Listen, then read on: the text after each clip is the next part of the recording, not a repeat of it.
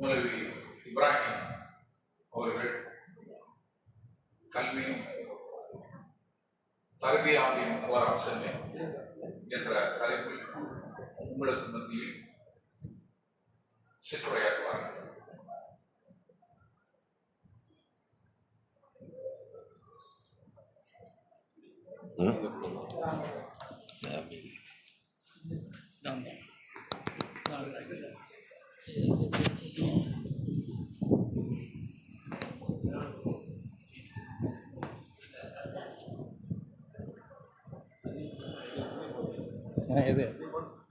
இது போடவா?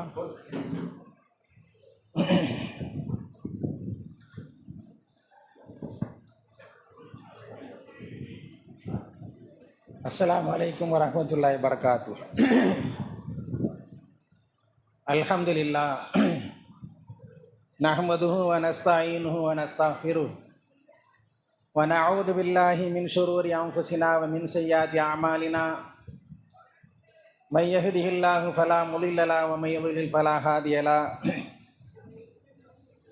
அஷ்ஹது அல்லா இலாஹ இல்லல்லாஹு வஹ்தஹு லா ஷரீக லஹு வ அஷ்ஹது அன்ன முஹம்மதன் அப்துஹு வ ரசூலுஹு அம்மா பஅத்.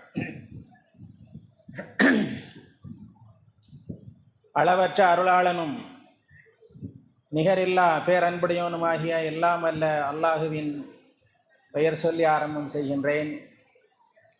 அல்லாஹுடைய சலவாத்தும் சலாமும் நபிகள் நாயகம் ஸல்லல்லாஹு அலைஹி வஸல்லம் அவர்கள் மீதும் அவர்களின் குடும்பத்தார் மீதும் அவர்களின் நல்லற தோழர்களான சஹாபாக்கள் அனைவர் மீதும் உண்டாகட்டுமாக. இந்த மாலை வேளையில் அல்லாஹுவை பற்றியும் அல்லாஹுடைய மார்க்கத்தை பற்றியும் பேசுவதற்கும் கேட்பதற்கும் வந்திருக்கின்ற நம் அனைவருக்கும் அந்த அல்லாஹுடைய வற்றா பெருங்கருணை என்றென்றும் நிலவட்டுமாக. அன்பிற்குரிய எல்லாம் அல்ல அல்லாஹுவின் நல்லடியார்களே, அருமை பெரியோர்களே, தாய்மார்களே, சகோதர சகோதரிகளே, இந்த தர்பியா நிகழ்ச்சியை பொறுத்த வரைக்கும் இதற்கு முன்னால் ஆசிரியர் பஷீர் அவர்களும் மரியாதைக்குரிய என்னுடைய ஆசிரியர் கேஎஸ்ஆர் அவர்களும் பல்வேறு விஷயங்களை சொல்லியிருக்கின்றார்கள். அதேபோல் இந்த தர்பியாவை பொறுத்த வரைக்கும் அதிகமான இடங்களில் பெண்களுக்கு மட்டுமாகவே நடத்த வேண்டிய ஒரு கட்டாயத்தில் நம்முடைய மார்க்கம் இருந்து கொண்டிருப்பதை நாம் பார்க்கின்றோம். காரணம் என்னவென்று சொன்னால், ஆண்களை பொறுத்த வரைக்கும் பல்வேறு இடங்களுக்கு சென்று இந்த மார்க்க விஷயங்களை கேட்கின்ற வாய்ப்புகளை பெறுகின்றார்கள். ஆனால் தாய்மார்களை பொறுத்த வரைக்கும் மிக அதிகமான நேரங்கள் வீடுகளிலே கழிக்கின்ற ஒரு காரணத்தினால், அதுபோன்று வீட்டினுடைய பணிகள் அதிகமான காரணத்தினால் பெண்களுக்கு இந்த வாய்ப்பு மிக மிக குறைவாக இருப்பதை பார்க்கின்றோம். அதே போன்று பெண்களை பொறுத்த வரைக்கும் அதிகமான பொறுப்பு பெண்களுக்குத்தான் இருக்கிறது. எந்த ஒரு குழந்தையாக இருந்தாலும் சரிதான், நம்ம வீட்டில் உள்ள குழந்தைகள் எந்த ஒரு குழந்தையாக இருந்தாலும் சரிதான், அவைகள் உண்மையிலே கெட்டதையெல்லாம் யாருமே பேச மாட்டாங்க. கேட்டதைத்தான் அவங்க பேசுவாங்க. எங்க கேட்கிறத பேசுவாங்க? நம்முடைய வீடுகளிலே தாய்மார்கள் அல்லது தந்தைமார்கள் எந்த பேச்சுக்களை பேசுகின்றார்களோ அதைத்தான், அந்த கேட்டதைத்தான் பேசுவாளே தவிர குழந்தைகளாக கெட்டதை பேச மாட்டார்கள். அப்ப அந்த பொறுப்பு என்பது தாய்மளாக இருக்கக்கூடிய உங்களுக்கு தான் மிகப்பெரிய ஒரு கடமை இருக்கிறது. அந்த கடமையை பொறுத்த வரைக்கும் இன்றைக்கு நம்முடைய சமுதாயத்தில் எத்தனையோ இளைஞர்கள் சின்ன பையங்களா இருக்கிறான், 6வது வகுப்பு படிக்கிறான், 8வது வகுப்பு படிக்கிறான். அவருடைய நடை உடை பாவனையெல்லாம் வேறு விதமாக போய்கொண்டிருப்பதை நாம் பார்க்கின்றோம். ஒரு விஷயத்தை நாம் நன்றாக தெரிந்து கொள்ள வேண்டும். தாய்மார்களை பொறுத்த வரைக்கும் நம்ம ஊருடைய அமைப்பை பொறுத்த வரைக்கும் பெரும்பாலான சகோதரர்கள் வீட்டில் உள்ள ஆண்கள் எல்லாம் வெளிநாடுகளிலே போய் வேலை செய்யக்கூடிய அளவுக்கு தான் நம்முடைய ஊரினுடைய அந்த சூழ்நிலை இருந்து கொண்டிருப்பதை பார்க்கின்றோம். அப்போ பொறுப்பு அதிகமாக பெண்களுக்கு தான் இருக்குது, தாய்மார்களுக்கு தான் இருக்குது. நம்ம வீட்டில் ஒரு பையன் கெட்டு போகிறான்னு வச்சுக்கிடுங்க, அது முதல் படியை பார்த்துக்கலாம். ஒரு பையன் நம்ம வீட்டில் உள்ள பையன் 8வது படிக்கிறான், 10வது படிக்கிறான், அவன் கெட்டு போகிறான்னா முதல்ல தலைமுடியிலேருந்து ஆரம்பிச்சிருவான். பாருங்க, தலைமுடியை பொறுத்த வரைக்கும் ஒரு மாதிரியாக வெட்டிட்டான்னு வச்சுக்கிடுங்க, கஞ்சா கோஷில் அவன் மெம்பர் ஆகிட்டான்னு அர்த்தம், அல்லது அதோட தொடர்பு வந்துடுச்சுன்னு அர்த்தம். எத்தனை பிள்ளைங்களை பார்க்குறோம் இன்னைக்கு.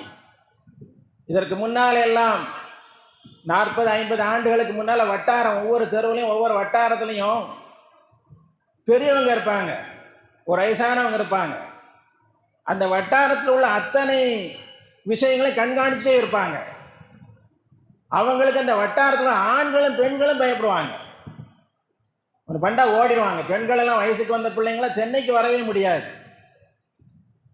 ஆனால் இன்றைய பொறுத்த வரைக்கும் ஒரு பையன் தப்பு பண்ணுறான், தவறான செயல்களை செய்கிறான், தவறான பாதையில் போயிட்டான் என்பதற்காக வேண்டி அவனை தண்டிப்பதற்கு பார்த்தவர்கள் யாராக இருந்தாலும் தண்டிப்பதற்கு முன் வருவார்களே. ஆனால் முதல்ல அந்த பிள்ளைக்கு சப்போர்ட்டாக வர்றவங்க யார் தெரியுங்களா? தாய்மார்கள். அவர் ஏன் பிள்ளையா நீ என்ன கண்டிக்கலாம் அப்படின்னு, ஏன் பிள்ளை நீ எப்படி கண்டிக்கலாம் அப்படிங்க சொன்னாங்க இல்லைங்களா? முதல்ல பிள்ளைங்களை பொறுத்த வரைக்கும் நன்மையேவி தீமையை தடுக்கின்ற பணியை பெற்றவங்க தான் செய்யணும். ஆனால் இங்கு எப்படி ஆயிடுச்சுன்னு சொன்னால், யார் அவர்களை பார்த்து அந்த தவறுகளை பார்த்து அவர்களை தண்டிக்க முன் வருகிறார்களோ அல்லது அதை சுட்டி காட்ட முன் வருகின்றார்களோ அவர்களே நீ யாரு, உன் வேலையை பார்த்துட்டு போய் உன் பிள்ளையா, என் பிள்ளை தானே எனக்கு தெரியும். அப்போ இந்த மாதிரியாக பிள்ளைகளை தாங்களும் கண்டிக்காமல் கண்டிப்பவர்களையும் கூட கண்டிக்கக்கூடிய அளவுக்கு தான் நம்முடைய சமுதாயம் போய்கொண்டிருக்கு. அதனால்தான் பெரும்பாலான உயிர் இழப்புகள் கூட வந்திருப்பதை நம்ம பார்க்குறோம். என் பிள்ளை 1.5 லட்சம் ரூபாய்க்கு ஸ்கூட்டர் கேட்குறான் என்பதற்காக வேண்டி, அதனால் அவர் அங்கேருந்து கஷ்டப்படுவார். கணவன் அல்லது பிள்ளைங்க, வீட்டில் உள்ள மூத்த பிள்ளைங்கள்லாம் வெளிநாடுகளில் கஷ்டப்படும். என் பிள்ளை 1.5 லட்சம் ரூபாய்க்கு வண்டி கேட்குறாங்கிறதுக்காக வேண்டி அதை எடுத்து கொடுக்க வேண்டிய, எங்கே போகிறான் என்ன வாரான். இதுக்கு முன்னாடி பாருங்க, இஷா தொழுதுக்கு பிறகு யாருமே வெளியில் போக முடியாது. ஒரு தெருவுலேருந்து இன்னொரு தெருவுக்கு போனாச்சுன்னா அந்த வட்டாரத்தில் உள்ள ஆட்கள்லாம் கேட்பாங்க, யார் இவன் புதுசாக இருக்கிறான், எங்கே வந்திருக்கிறான், அடிக்கடி போயிட்டு இருக்கிறானே என்கின்ற அளவுக்கு விசாரிக்கக்கூடிய அளவுக்கு ஒவ்வொரு வட்டாரங்களில் பெரியவங்கள் இருந்தாங்க. இன்றைக்கு இல்லை. அப்போ பொறுப்புகள் யாருக்கு அதிகமாக இருக்குன்னு சொன்னால் தாய்மார்களுக்கு தான் மிக அதிகமான ஒரு பொறுப்பு இருக்குது. நம்முடைய பிள்ளைகளை நாம் எப்படி உருவாக்க வேண்டும் கேட்டாங்கல்ல,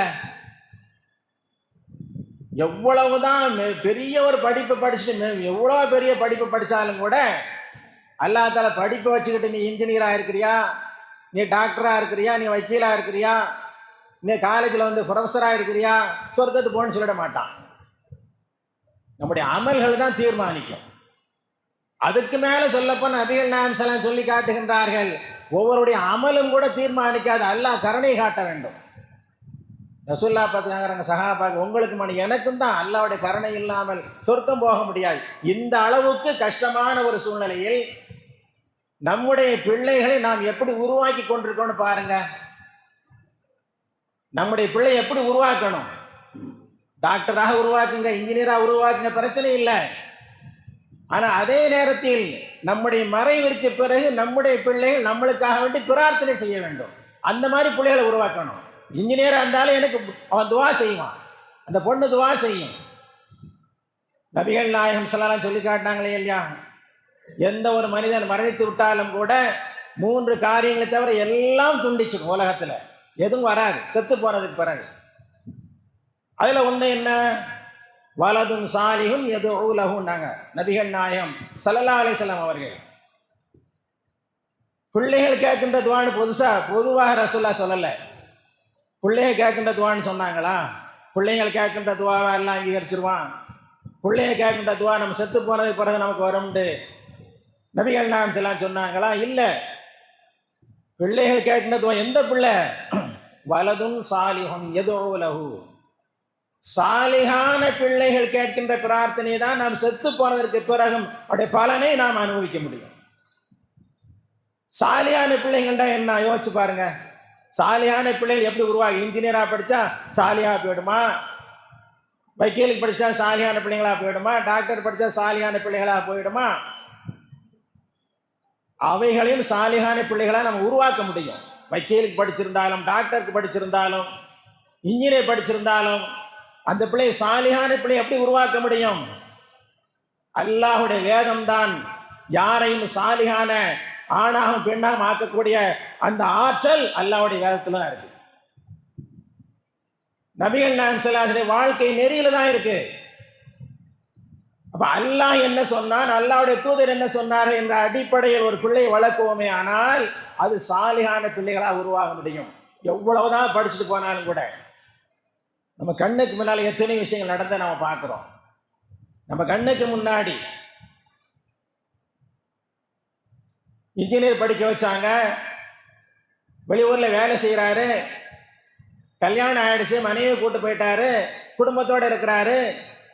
அவரை பார்ப்பதற்காக வேண்டி இங்கிருந்து தாய் போகின்ற தன்னுடைய மகனை பார்க்கணும். ஏன் அவ்வளவு கஷ்டப்பட்டு? இதுக்கு முன்னாடியில இதுக்கு மாதிரி எல்லாம் ஆயிரக்கணக்கில் லட்சக்கணக்கில் எல்லாம் சம்பாதிக்க மாட்டாங்க. தறி நெய்வாங்க, கையில் நெய்வாங்க, தரவமுன்னு ஒன்று இருக்கும், அங்கே கொண்டு போய் கொடுப்பாங்க. அவங்க எவ்வளோ காசு கொடுக்குறோம் அதைத்தான் கொண்டு வரணும். 30 ரூபா கொடுப்பாங்க, 50 ரூபா கொடுப்பாங்க, அதுக்கு மேலே கேட்டாச்சுன்னா இவ்வளோ தர முடியும்னு சொல்லுவாங்க. இந்த மாதிரி கஷ்டப்பட்டு வளர்த்து ஆளாக்கி ஒரு இன்ஜினியராக ஆக்கி விடுறாங்க. வெளியில் வந்து வெளியூரில் இருக்கிறாரு, கல்யாணம் முடிச்ச பிறகு அவர் மனைவி கூட்டு போகிறாரு, தாய் போகிறாங்க. அந்த வீட்டில் போய் அந்த தாய் அதாவது மகனோடு மருமகளோடு பேசிக்கிட்டு இருக்குது. யார் இன்ஜினியர் ஆக்காம பாருங்க, அவருடைய நண்பர்கள்லாம் வர்றாங்க. வந்து இது யார் புதுசாக இருக்குன்னு கேட்குறாங்க. இது யார்? நம்ம ஊரில் நடந்தது தான், எங்கள் தெருவில் நடந்தது, எங்கள் தெருவில் நடந்தது. இது யாருன்னு கேட்கும் பொழுது தன்னை பெற்ற தாய்ன்னு சொல்றதுக்கு மனசு இல்லை. இன்ஜினியர் படிக்க வச்சிருக்கிறாங்க அந்த அம்மா. என்னை பெற்ற என்னோட தாய், அவ கஷ்டப்பட்டு வளர்த்ததுனால தான் நான் இன்ஜினியர் ஆகியிருக்கிறேன், இந்த கை நிறைய சம்பாதிக்கிறேன் என்று சொல்லக்கூடிய மகன் தன்னுடைய நண்பர்கள்ட்ட சொல்றான், இது என் வீட்டு வேலைக்காரியா வச்சிருக்கேன். ஏன்? தன்னுடைய தாயை, அதனுடைய தோற்றத்தை, இப்பவாவது கொஞ்சம் செழிப்பா இருக்கிறாங்க, நல்ல புடவை கட்டுவாங்க, கொஞ்சம் நகை போட்டுக்கறாங்க, 50, 55, 60 வயசானாலும் கூட இந்த செழிப்பை நம்ம பார்க்க முடியும். அப்போல்லாம் அப்படி கிடையாது. கூன் விழுந்திருக்கும், முகத்தில் சுருக்கம் விழுந்திருக்கும், புடவை சரியான புடவை இருக்காது, ஏதோ அழுக்கு புடவை, இப்படிதான் இருப்பாங்க. அப்ப என்னுடைய தாய் என்று சொல்வதற்கு கூட ஒரு மனுஷனுக்கு மனசு இல்லைன்னு சொன்னா வேலைக்காரின்னு சொல்றான்டா. அந்த அம்மா ஒன்றும் பேசல. சரி, நம்ம வந்ததுனால அவனுக்கு ஏதாவது கஷ்டம் வந்திருக்கும், ஃப்ரெண்டுகள் ஏதாவது தப்பா நினைச்சிருவாங்க, மட்டமா நினைச்சிருவாங்க, நம்ம தோற்றத்தை பார்த்தா அப்படித்தான் தெரியுது, நமக்கு என்ன சொல்லிட்டு போறான்னு விட்டுடுச்சு. நண்பரெல்லாம் போனதுக்கு பிறகு, எப்பா நான் வீட்டுக்கு போடுறமான்னு இங்கே வந்து அழுதுட்டு வந்தாங்க, என்ன வேலைக்காரின்னு சொல்லிட்டான் அப்படின்னு. அப்புறம் இன்ஜினியர் படிக்க வச்சு என்ன பிரயோஜனம்? அப்போ அதை நாம் யோசித்து பார்க்க வேண்டும். ஒரு நாளைக்கு அவங்க சொன்னாங்க இல்லையா, 6 மணி நேரம் 7 மணி நேரம் அந்த பிள்ளைங்களை ஸ்கூலுக்கு அனுப்புறது அவ்வளோ கஷ்டப்படுறோம். மதரசாவில் என்ன இருக்குது? ஒரு டைம் சொல்லியிருக்கிறோம், காலையில் 6 to 7, சாயங்காலம் 5 to 6, இவ்வளவுதான், 1 மணி நேரம். அந்த 1 மணி நேரத்துக்கு பிள்ளைங்க எப்போ வராங்கன்னு பாருங்க. இங்கேயே ஓதக்கூடிய பிள்ளைங்க என்ன செய்யுது? வண்டி வந்துடும், பஸ் வந்துடும். எப்போ? 7:40க்கு பஸ் வரும், 6:25க்கே ரெடி ஆவாங்க. இங்கே இருந்து வந்தது 6:20க்கு, 6:20க்கு வந்து ஒரு 2-3 நிமிஷம் ஓதுறாங்க. 7:40க்கு பஸ்ஸுக்கு 1 மணி நேரத்துக்கு முன்னாடி. அப்போ உலக கல்விக்காக எப்படி முக்கியத்துவம் கொடுக்கணும் பாருங்க. இந்த 1 மணி நேரம் யாரும் பூரணமாக வந்தது கிடையாது. 5 நிமிஷம் 10 நிமிஷம், மிஞ்சி போன அரை மணி நேரம். ஒரு சில பேர் வந்து கரெக்டாக வராங்க, காலையில் 6 to 7, கரெக்டாக 6 to 7 வரைக்கும் வருது. அப்போ இதில் நம்முடைய தாய்மார்களை பொறுத்த வரைக்கும் நமக்கு இந்த துன்யாவுடைய வாழ்க்கை முக்கியம் இல்லை. இந்த துனியாவுடைய வாழ்க்கையை பொறுத்த வரைக்கும் அல்லாஹ் நபிகள் நாயகம் ஸல்லல்லாஹு சொல்லி காட்டி இந்த உலக வாழ்க்கையை பொறுத்த வரைக்கும் அல்லாஹ்விடத்தில் ஈயுடைய ரெக்கை இருக்கு பாருங்க, அந்த ரெக்கைக்கு கூட இந்த பூமியை அல்லாஹ் மதிப்பா வைக்கல, அதுக்கு கீழே தான் அந்த பூமியை வச்சு. அதனால எவன் வேணாலும் சாப்பிடு, யார் வேணாலும் சாப்பிடு. அல்லாஹ்வே இல்லை அம்மா அவனுக்கும் சாப்பாடு கொடுக்குறான், கோடீஸ்வரனா இருப்பான், அல்லாஹ்வுக்கு இணை வைப்பான், அவனுக்கும் கொடுப்பேன். ஏன் இந்த உலகத்தை அல்லாஹ் மதிக்கல, ஈயுடைய ரெக்கை மதிப்பு கூட இந்த உலகம் இல்லைங்கிற எல்லா விஷயத்தையும் அல்லாஹ் எவன் வேணாலும் சாப்பிட்டு. ஆனால் மரணம் அடைஞ்சதற்கு பிறகுதான் ஒரு வாழ்க்கை இருக்கிற நமக்கு. அந்த வாழ்க்கைக்காக வேண்டித்தான் நீங்கள் பிள்ளைகளை உருவாக்குங்க. மரணத்துக்கு பிறகு உண்டான வாழ்க்கைக்கு, நான் இறந்ததுக்கு பிறகு, என்னுடைய கணவர் இறந்ததுக்கு பிறகு என்னுடைய பிள்ளைகள் எங்களுக்காக வேண்டி அல்லாஹ்விடத்தில் மனமுருகி பிரார்த்தனை செய்ய வேண்டும். யா அல்லாஹ், திருமறை குர்ஆன் அல்லாஹ் கற்றுக் கொடுக்கல, வகுர் ரப்பி ரப்பிர்ஹம்ஹுமா கமா ரப்பயானி சகீரா. ஒரு பெற்றோர்களுக்காக வேண்டி பிள்ளைகள் செய்யக்கூடிய துவா இது. ரப்பிர்ஹம்ஹுமா கமா ரப்பயானி சகீரா. யா அல்லாஹ், நான் சிறுவனாக இருந்த பொழுது, சிறுமியாக இருந்த பொழுது என்னுடைய பெற்றோர் என்னை எப்படி பராமரித்து வளர்த்தார்களோ அது போன்று அவளுக்கு நீ கருணை காட்டு என்று பிரார்த்தனை செய்யக்கூடிய பிள்ளைகளை உருவாக்க வேண்டும். அந்த பிள்ளையுடைய பிரார்த்தனை தான், துவா தான் நாம் இறந்ததற்கு பிறகு நமக்கு கிடைக்கும். சாலிகான பிள்ளைகளை உருவாக்குவதற்கு கல்லூரிகள் தேவையில்லை, அனுப்புங்க, பிரச்சனை இல்லை. ஆனால் கல்லூரிகளால் முடியாது, படிப்பால் முடியாது, அல்லாஹ்வுடைய வேதத்தால் முடியும், அல்லாஹ்வுடைய தூதருடைய வாழ்க்கை நெறியால் முடியும். எங்க வேணாலும் படிக்க வைங்க. ஆனால் அதே நேரத்தில் அல்லாஹ்வுடைய வேதத்தையும் நபிகள் நாயகம் ஸல்லல்லாஹு அலைஹி வஸல்லம் வழிமுறைகளையும் கற்றுக்கொள்ளக்கூடிய வாய்ப்பை அந்த பிள்ளைங்களுக்கு கொடுத்தீங்கன்னு, அது எவ்வளோ பெரிய பதவியில் இருந்தாலும் சரிதான். இன்ஜினியராக இருக்கலாம், டாக்டராக, எவ்வளோ பெரிய பதவியில் இருந்தாலும் கூட அதற்கு அந்த அல்லாஹ்வுடைய கல்வியை படித்த காரணத்தினால் அதுக்கு சிந்தனை வரும். இன்னைக்கு நாம் டாக்டராக இருக்கிறோம், ஒரு மாசத்துக்கு 10 லட்சம் ரூபா 15 லட்சம் ரூபாய் சம்பாதிக்கிறோம். இப்படி நாம் சம்பாதிப்பதற்காக வேண்டி நம்மை வளர்த்து ஆளாக்கி என்னுடைய பெற்றோர் என்ற சிந்தனை அந்த பெற்றோருக்கு, அந்த பிள்ளைக்கு வரும், கேட்கும். டாக்டராக இருந்தாலும் சாலிகான பிள்ளைகளை உருவாக்குவோமே, ஆனால் அந்த டாக்டர் பிள்ளை கேட்கும், யா அல்லாஹ் என்னுடைய பெற்றோருக்கு மன்னிப்பை கொடுப்பாயாக, கபரை விசாலமாக்கி கூடிய அல்லாஹ், ஜன்னத்தில் ஃபிர்தௌஸ கூடிய அல்லாஹ் என்று அந்த பிள்ளைகள் கேட்கும். எதை வேண்டுமானாலும் படிக்க வையுங்கள், ஆனால் அல்லாஹ்வுடைய வேதத்தையும் நபிகள் நாயகம் வாழ்க்கை நெறியும் அந்த பிள்ளைக்கு கற்றுக் கொடுப்போமே, ஆனால் அந்த பிள்ளையுடைய பிரார்த்தனை தான் நம்முடைய மரணத்திற்கு பிறகு நமக்கு நன்மை சேர்க்கும் என்பதை உணர்ந்து கொண்டு நம்முடைய பிள்ளைகளை, சாலிகான பிள்ளைகளை உருவாக்குவதற்காக இந்த மதரசா தான் நடக்குது, தர்பியா நடக்குது, வாராந்திர பயான்கள் நடக்குது. இந்த மாதிரி நிகழ்ச்சிகளுக்கு உங்களுடைய நீங்களும் வர வேண்டும், பெரிய தாய்மால் நீங்களும் வரணும், பிள்ளைகளை வர சொல்ல வேண்டும் என்று கேட்டுக்கொண்டு என்னுடைய வார்த்தையை நிறைவு செய்து கொள்கின்றேன். வாஹிர் தாவானா அனில் ஹம்துலில்லாஹி ரப்பில் ஆலமீன்.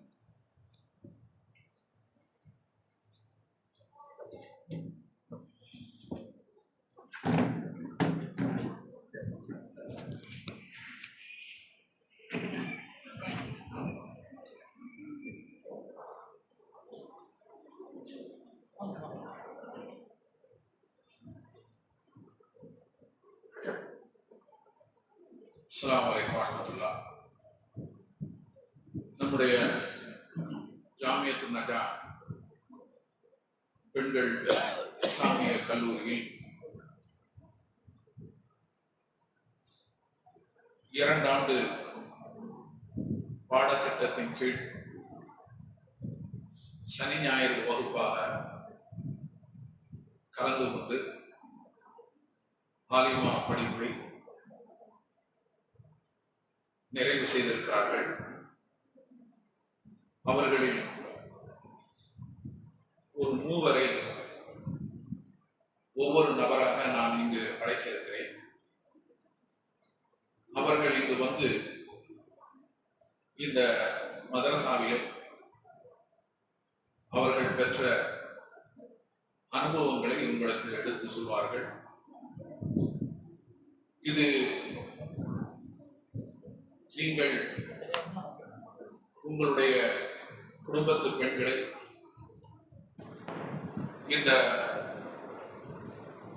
மதரசாவுக்கு அனுப்பி வைத்து பயன்பெற வேண்டும் என்ற ஒரு நோக்கோடு இந்த நிகழ்ச்சி நடத்தப்படுகிறது. முதலாவதாக சாஜிதா மஹ்சினா உங்களுக்கு மத்தியில் சில அனுபவங்களை சொல்வார்.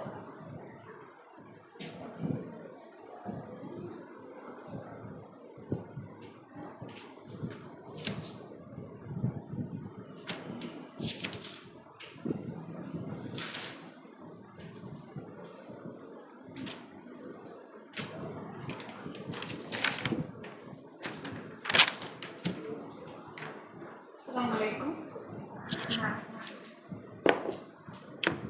எல்லா புகழும் அல்லாஹ்வுக்கே, சாந்தியும் அருளும் அண்ணல் நபி ஸல்லல்லாஹு அலைஹி வஸல்லம் அவர்கள் மீது உண்டாவதாக.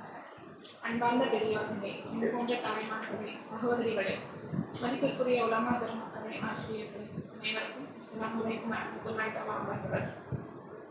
இன்று எங்களுடைய வாழ்க்கையில் மறக்க முடியாத ஒரு மகிழ்ச்சியான நாளாகும். 2 ஆண்டுகளாக நடைபெற்ற இந்த ஆலிமா பாடநெறியை அல்லாஹின் அருளால் நிறைவு செய்து இந்த பட்டமளிப்பு மேடையில் நிற்பதற்கான பாக்கியத்தை எல்லாம் வல்ல அல்லாஹ் எங்களுக்கு வழங்கியுள்ளான். எல்லா புகழும் அல்லாஹ்வுக்கே. இந்த 2 ஆண்டுகள் எங்களுக்கு ஒரு சாதாரண படிப்பாக இருக்கவில்லை.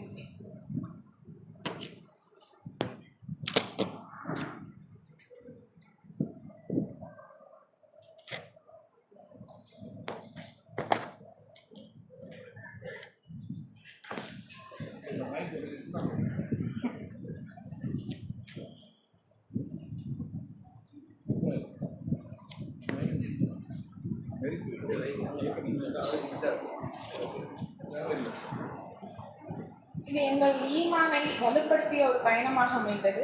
மார்க்கத்தை அறிந்து வாழ வேண்டும் என்ற எண்ணத்தை எங்களுக்குள் ஆழமாக விதைத்த ஒரு பயணமாக இருந்தது.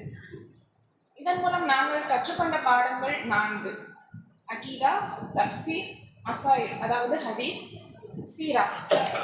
இந்த அகீதா பாடத்தில் தூய இஸ்லாமிய அடிப்படை கொள்கைகளை பற்றி கற்றுக்கொண்டோம். அல்லாஹ்வை சரியாக அறிந்து ஷிர்க் மற்றும் தவறான நம்பிக்கைகளிலிருந்து எங்களை பாதுகாத்துக் கொள்ள வேண்டிய அவசியத்தை புரிந்து கொண்டோம். தப்சீர் பாடத்தில் இது குர்ஆன் விளக்க உரை. திருக்குர்ஆனை ஆழமாக சிந்தித்து புரிந்து கொள்ளும் வாய்ப்பினை பெற்றோம். திருக்குர்ஆன் என்பது வெறுமனை ஓதுவதற்காக மட்டுமல்ல, அதன்படி வாழ்வதற்காக இறக்கப்பட்டுள்ளது என்பதை இதன் மூலம் உணர்ந்து கொண்டோம். மசாயில் இது நமது அன்றாட வாழ்க்கைக்கு தேவையான இஸ்லாமிய சட்டங்களையும் தொழுகையில் நாம் பின்பற்றக்கூடிய ஒழுக்குகளையும் தூய்மையின் முறைகளையும், இஸ்லாம் கூறும் நோன்பு, ஜக்காத்து, குடும்ப வாழ்க்கை, வியாபாரம், இது எல்லாத்தையும் நபி அவர்களின் வழிகாட்டுதலின் வழியாக நாங்கள் அறிந்து கொண்டோம். அது மட்டுமல்ல, ஒரு முஸ்லிம் அன்றாடம் தமது வாழ்வில் கடைபிடிக்க வேண்டிய நல்ல ஒழுக்கங்களையும் நற்பண்பாடுகளையும், அதுபோன்று தவிர்க்க வேண்டிய விஷயங்கள், வட்டி போன்ற தீமை, தீய குணம், ஹலால் ஹராம் சட்டம், இது எல்லாத்தையும் இதன் மூலம் நாங்கள் கற்றுக்கொண்டோம். தற்போது நமது ஊரில் நிலவி வரும் இஸ்லாத்திற்கு எதிரான சடங்குகள், சம்பிரதாயங்கள், சுதாதுகள், அனாச்சாரம், இது எல்லாத்தையும் குர்ஆன் மற்றும் ஹதீஸ் இதன் வழியாக நாங்கள் இனம் கண்டு கொண்டோம். சீரா பாடத்தில் நாங்கள் நபிகள் நாயகத்தின் தூய வாழ்க்கை வரலாற்றை பற்றி தெரிந்து கொண்டோம். அவர்களுடைய பொறுமை, தியாகம், குடும்ப வாழ்க்கை, சமூக சேவை ஆகியவை எங்களுக்கு ஒரு முன்மாதிரியாக இருந்தது. இதை தாண்டி, இந்த 4 சப்ஜெக்டையும் தாண்டி எங்களுக்கு இஸ்லாத்தை பற்றி உள்ள நிறைய கேள்விகளுக்கு இந்த வகுப்பு எங்களுக்கு பயனுள்ளதாக இருந்துச்சு. இதை கற்றுத்தந்த எங்கள் ஆசிரியர்களுக்கு நான் நன்றியை தெரிவித்துக் கொள்கிறேன். அஸ்ஸலாமு அலைக்கும் வரஹ்மத்துல்லாஹி தஆலா வபரகாத்துஹு.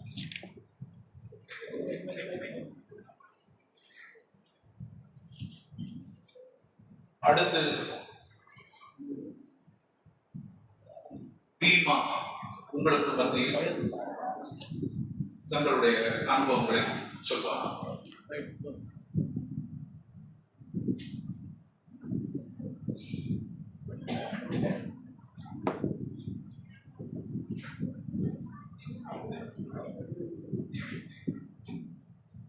அல்ஹம்துலில்லாஹி ரப்பில் ஆலமீன். அஸ்ஸலாத்து வஸ்ஸலாமு அலா ரசூலில் கரீம். எல்லா புகழும் அல்லாஹ்வுக்கே, சாந்தியும் அருளும் அண்ணன் நபி ஸல்லல்லாஹு அலைஹி வஸல்லம் அவர்கள் மீது உண்டாவதாக. அன்பார்ந்த பெரியோர்களே, என்னை போன்ற தாய்மார்களே, சகோதரிகளே, மதிப்பிற்குரிய உலமா பெருமக்களே, ஆசிரியர்களே, அஸ்ஸலாமு அலைக்கும் வரஹ்மத்துல்லாஹி வபரகாத்துஹு. இங்கு எனக்கு முன்னர் பேசிய என் சகோதரி எனக்கு முன்னர் குறிப்பிட்டது போல இன்றைய எங்கள் வாழ்க்கையில் மறக்க முடியாத மகிழ்ச்சியான நாளாகும். 2 ஆண்டுகளாக நடைபெற்ற ஆலிமா படிப்பை அல்லாஹ்வின் பேரருளால் நாங்கள் இன்று நிறைவு செய்து இந்த பட்டமளிப்பு மேடையில் நிற்பதற்கான பாக்கியத்தை அல்லாஹ் எங்களுக்கு வழங்கியிருக்கிறான். எல்லா புகழும் அல்லாஹ்வுக்கே. எனக்கு முன்னர் பேசிய என் சகோதரி நாங்கள் படித்த பாடத்தை பற்றி எடுத்து சொன்னார். இந்த வகுப்புகள் வாரத்தில் 2 நாள் சனி ஞாயிறு காலையில் 1 மணி நேரம் 7 to 8 மட்டும் நடந்தாலும் இந்த வகுப்பில் நாங்கள் கலந்து கொள்வதற்காக பல தியாகங்கள் செய்ய வேண்டியது. குடும்ப பெண்ணாகிய நாங்கள் வீட்டு பொறுப்பு, பிள்ளைகளின் பராமரிப்பு, கணவன்மார்களுக்கு சேவை மற்றும் பல வேலைகளை நேரத்தை ஒழுங்குபடுத்தி நேரத்தை ஒதுக்கி இந்த வகுப்பில் நாங்கள் கலந்து கொண்டோம். இந்த வெற்றி எங்களுடைய முயற்சியால் மட்டும் கிடைத்ததல்ல, இதற்கு பின்னால் எங்கள் குடும்பத்தார்கள் ஆதரவு இருக்கிறது. குறிப்பாக எங்களுடைய கணவன்மார்கள் காட்டிய ஒத்துழைப்பே இந்த நேரத்தில் நான் நன்றியுடன் நினைவு கூறுகிறோம். நீங்கள் மார்க்க கல்வியை கற்றுக்கொள்ள வேண்டும் என்று ஆர்வமூட்டி குடும்ப சூழ்நிலை ஏற்படுத்தி கொடுத்த அவர்களுக்கு அளவற்ற நற்கூலியை வழங்குவானாக. அதுபோல் எங்களை அன்போடும் பொறுமையோடும் கற்பித்த எங்கள் மதிப்பிற்குரிய ஆசிரியர்களுக்கு எங்களுடைய மனமார்ந்த நன்றியை தெரிவித்துக் கொள்கிறோம். எளிமையாக தமிழில் பாடத்தை தயார் செய்து அதை எழுத்து வடிவில் எங்கள் கையில் கொடுத்து ஒவ்வொரு பாடத்தையும் புரியும் வகையில் கற்பித்த எங்களுக்கு மிகப்பெரிய உதவியாக இருந்தது. அல்லாஹ் அவர்களின் ஆயுளையும் அறிவையும் சேவைகளையும் பறக்கத்து செய்வானாக. மேலும் இந்த கல்லூரியை நிறுவி குடும்ப பெண்களுக்கு மார்க்க கல்வி கிடைக்க வேண்டும் என்று உயர்ந்த நோக்கத்துடன் இந்த பணியை முன்னெடுத்த மஸ்ஜித் முபாரக் கமிட்டியினர்களுக்கு சிறந்த கூலியை வழங்குவானாக. ஆமீன் ஆமீன் யா ரப்பில் ஆலமீன். அஸ்ஸலாமு அலைக்கும்.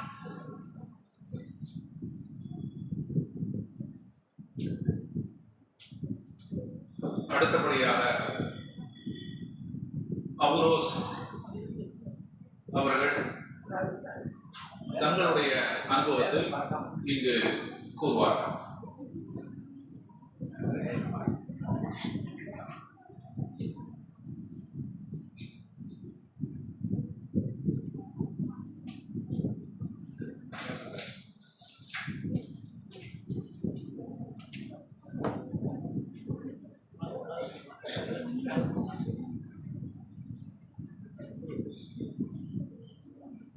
Assalamu alaikum warahmatullahi wabarakatuhu.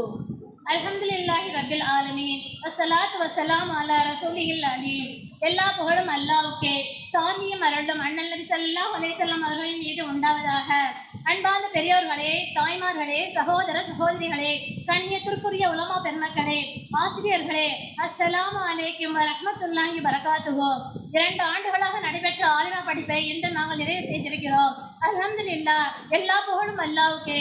இந்த மேடையில் இருக்கும் போது ஒரு பட்டத்தை பெறும் மதிப்பை விட நாங்கள் மார்க்க கல்வியை கற்றுத் தந்துள்ளான் என்ற நன்றி உணர்வே எங்கள் உள்ளங்கள் நிரம்பியுள்ளது. 2 ஆண்டுகளுக்கு முன்பு இந்த வகுப்பில் சேரும் பொழுது எங்களில் பலருக்கு ஒரு சிறிய தயக்கம் இருந்தது. இப்போது படிக்க முடியுமா, வீட்டு வேலைகளுக்கு நடுவில் நமக்கு நேரம் கிடைக்குமா, நம்மால் தொடர்ந்து வர முடியுமா என்ற கேள்விகள் எல்லாம் எங்கள் மனதில் இருந்தன. ஆனால் என்று அல்லாஹ்வின் அருளால் அந்த தயக்கங்கள் அனைத்தும் நம்பிக்கையாக மாறிவிட்டன. வாரத்தில் 2 நாட்கள் மட்டுமே, 1 மணி நேரம் மட்டுமே. ஆனால் அந்த 1 மணி நேரமும் எங்கள் வாழ்க்கையை மாற்றிய 1 மணி நேரமாக அமைந்தது. இந்த 2 ஆண்டுகளில் நாங்கள் புத்தகத்தை மட்டும் படிக்கவில்லை, நம்முடைய மார்க்கத்தையும் புரிந்து கொண்டோம். அல்லாஹ்வை இன்னும் நெருக்கமாக அறிந்தோம். திருக்குர்ஆனை புதிய பார்வையுடன் வாசிக்க தொடங்கினோம். அண்ணல் நபி ஸல்லல்லாஹு அலைஹி வஸல்லம் அவர்களின் வாழ்க்கையை நம்முடைய வாழ்க்கையோடு நினைத்து பார்க்க கற்றுக்கொண்டோம். இந்த அறிவு எங்களுக்கு ஒரு சான்றிதழை மட்டும் பெற்றுத் தரவில்லை, ஒரு புதிய வாழ்க்கையின் நோக்கத்தையும் கற்றுத் தந்துள்ளது. இங்கு இன்று வந்திருக்கும் என் அன்பான சகோதர சகோதரனுக்கு நான் வேண்டுகோள் வைக்க விரும்புகின்றேன். நாங்கள் ஒரு விசேஷமான பெண்கள் அல்ல, ஒரு சாதாரண குடும்ப பெண்கள் தான். எங்களால் முடிந்தது என்றால் உங்களால் முடியும். வயது அது ஒரு தடை அல்ல. கல்லூரியில் படிக்கவில்லை என்பது ஒரு பொருட்டே அல்ல. கல்வியும் ஒரு தடை அல்ல.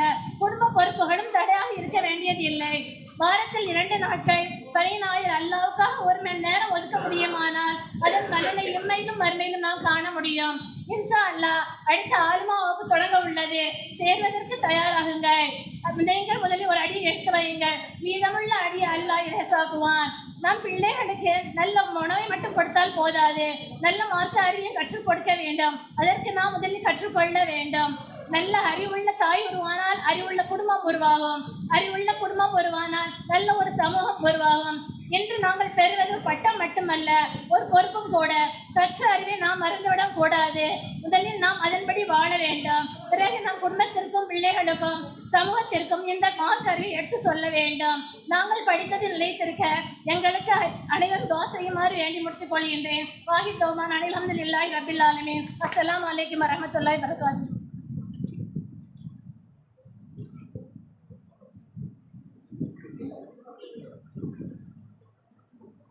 நிகழ்ச்சியில் இறுதியாக எஸ்எஸ்யு சேஃபுல்லா அவர்கள் தர்பியாவின் அவசியம் என்ற தலைப்பில் உங்களுக்கு பற்றி உரையாற்றுவார்.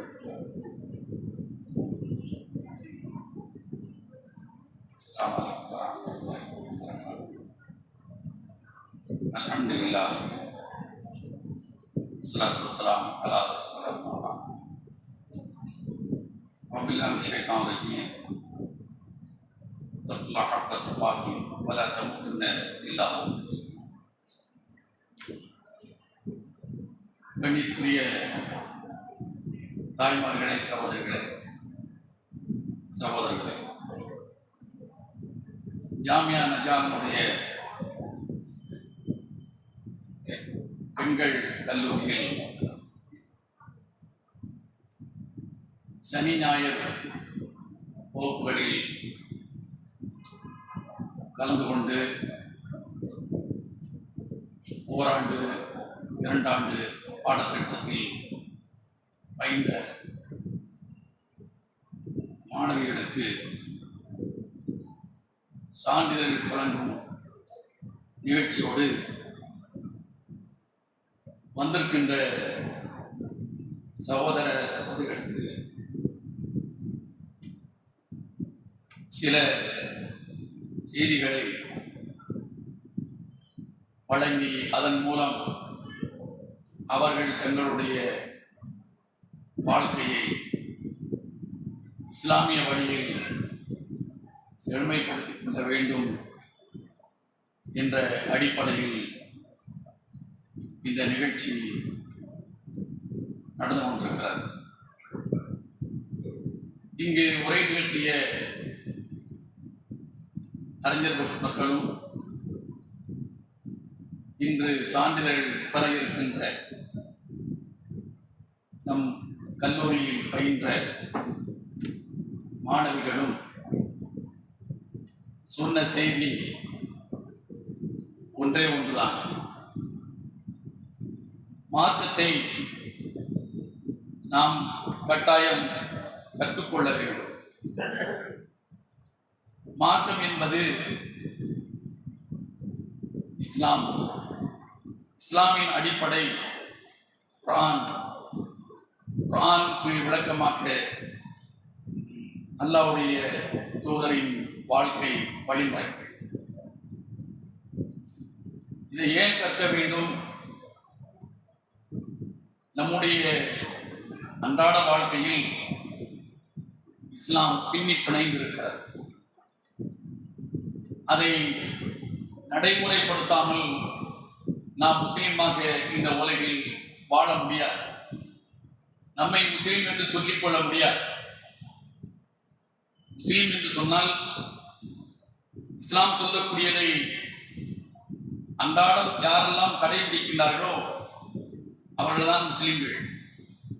பெயரில் அரபியை பெயரை வைத்துக் கொண்டால் முஸ்லீமாகிவிட முடியாது.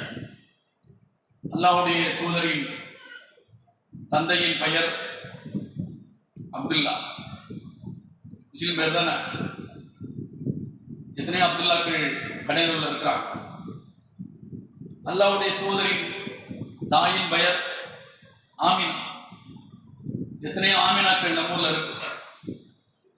ஆனா இன்றைக்கு நம்மூரில் இருக்கக்கூடிய அப்துல்லாக்கள், நம்மூரில் இருக்கக்கூடிய ஆமினாக்களை நாம் எப்படி பார்க்கிறோம்? முஸ்லிம்களாக பார்க்கிறோம்.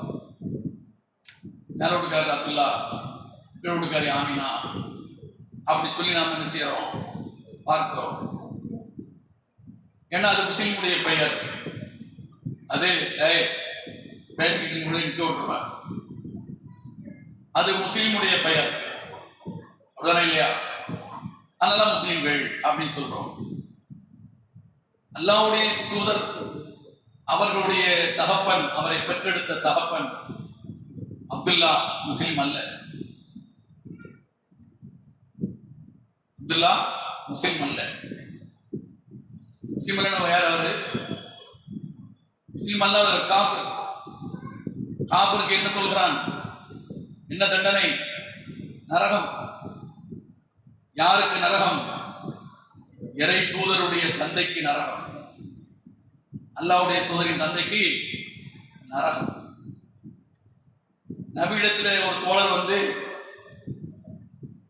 என்னுடைய தாப்பனார் எங்க இருக்காரு அப்படின்னு சொல்லி நபியிடத்துல கேட்கிறார். அவர் தாப்பனார் இல்ல, இறந்து போயிட்டாரு. ஆனா எங்க இருக்காருன்னு அவருக்கு தெரிஞ்சுக்கிறதுக்கு ஆசை. நபியிடத்துல வந்து என்ன, என் தாப்பனார் எங்க? அப்ப நபீன் நாயகம் ஸல்லல்லாஹு அலைஹி வஸல்லம் அவங்க தேடி பிடிச்சி இங்க இருக்காங்கன்னு சொல்ல முடியுமா? முடியாது. ஏன்? மறைவான ஒன்று. இறந்து விட்ட மனிதன் எங்கே இருக்கிறான் என்பது அல்லாஹ்வுக்கு மட்டும்தான் தெரியும். என்ன நிலையில் இருக்கிறான் என்பதும் அல்லாஹ்வுக்கு மட்டும்தான் தெரியும். ஆனால் நபியிடத்தில் அது ஒரு கேள்வியாக ஒரு தோழர் முன்வைத்த காரணத்தினால் விடை சொல்ல வேண்டிய இடத்தில் அல்லாஹ்வுடைய தூதர் நினைச்சாங்க தள்ளப்பட்டு விட்டார்கள். எப்படி விடை சொல்வார்கள்?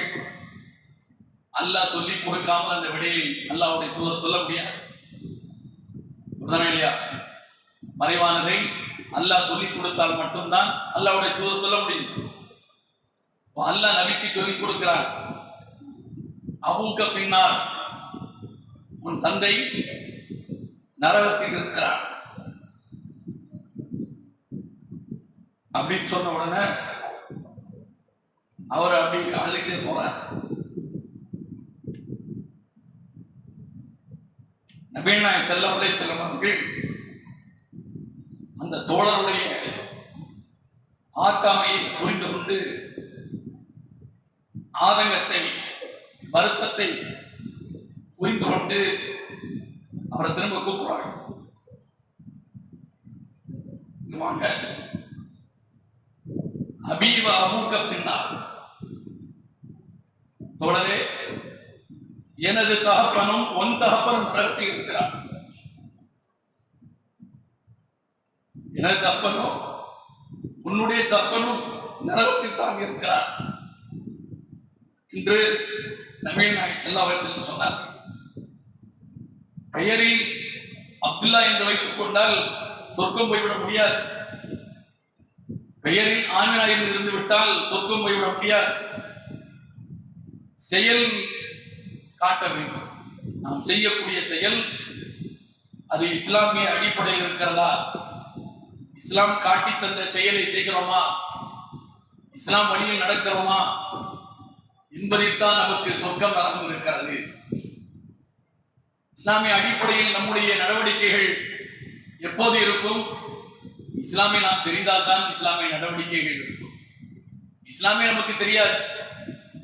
இஸ்லாம் தெரியாது என்கிற போது நம் நடவடிக்கை எப்படி இருக்கும்? மேலோட்டுக்காரி எப்படி, அது மாதிரிதான் கீழோட்டுக்காரி இருப்பான். ஏத்தோட்டுக்காரி எப்படி, அது மாதிரிதான் அண்டை வீட்டுக்காரி இருப்பா. வட்டாரத்தில் உள்ளவங்க எப்படி, அப்படி பெயர்ல முஸ்லீம். அல்லாஹ் அந்த நிலையில் நிச்சயமாக சொர்க்கம் தரவே மாட்டார். அல்லாஹ் நம்முடைய எண்ணத்தின் அடிப்படையில் நாம் செய்யக்கூடிய செயல்கள், இதை மதிப்பிட்டு தான் அல்லாஹ் நமக்கு சொர்க்கத்தை தர இருக்கிறார். அப்போ நாம் செய்யக்கூடிய இந்த செயல் ஒவ்வொன்றிலுமே இஸ்லாம் பின்னி படைந்திருக்கிறது. காலையில் நாம் படுக்கையிலிருந்து எழுந்திருக்கிறோமா, எழுந்திருக்கிற போதே இஸ்லாம் நமக்கு என்ன சொல்ல வேண்டும், என்ன சொல்லி எழுந்திருக்க வேண்டும் என்று நமக்கு சொல்லி தருகிறது. எத்தனை பேர் அதை தெரிந்திருக்கிறோம்? எத்தனை பேர் அதை நடைமுறைப்படுத்துகிறோம்? விரல் விட்டு எண்ணப்படக்கூடிய நிலையில் தான் நாம் இருக்கிறோம். அன்றாடம் 5 நேரம் கட்டாயமா தொழ வேண்டும். நம் வீட்டில் நம்முடைய தாய்மார்கள் தொழுதால்தான் நம்முடைய பிள்ளைகள் தொழும். நம்முடைய தாய்மார்களே தொழுகைக்கு நேரத்தில் எழுந்து தொழ வேண்டும் என்று அவர்களுக்கு எண்ணம் இல்லாத போது, அவர்கள் அதற்கு தயாராகாத போது பிள்ளைகள் எப்படி எழுந்திருக்கும்? ஏன்? பிள்ளைகளை எழுப்ப வேண்டிய இடத்தில் யார் இருக்கிறார்? பெற்றோர்கள் இருக்கிறார்கள். நம்ம என்ன செய்வோம்? நம்ம பிள்ளை தூங்கட்டும், 8 மணிக்கு தான் எழுந்திருக்கோம், அந்த பிள்ளை எப்பவுமா அப்படித்தாமா 8 மணிக்கு தான் எழுந்திருக்கோம் அப்படி சொல்லி 8 மணி வரைக்கும் தூங்க போடுறது. மதரசாக்கனா 6 மணிக்கே போகணும்னு சொல்லி என்ன தூங்கி எழுந்து மூஞ்சியை தடவி போன்னு சொல்லிடுது. தொழுதுட்டு போன்னு சொல்லி சொல்லக்கூடிய பெற்றோர்கள் எத்தனை பேர்?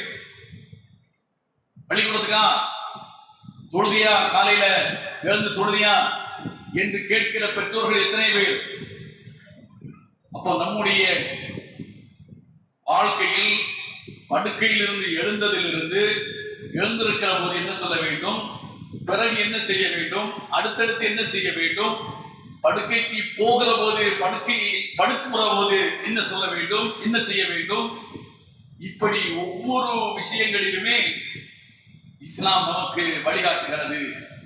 ஒவ்வொரு செயலும் அல்லாஹ்வுடைய தூதர் சொன்னபடி நாம் செய்கிற போது அதற்கான கூலிகள் நமக்கு எழுதப்படுகின்றன, நன்மைகள் எழுதப்படுகின்றன.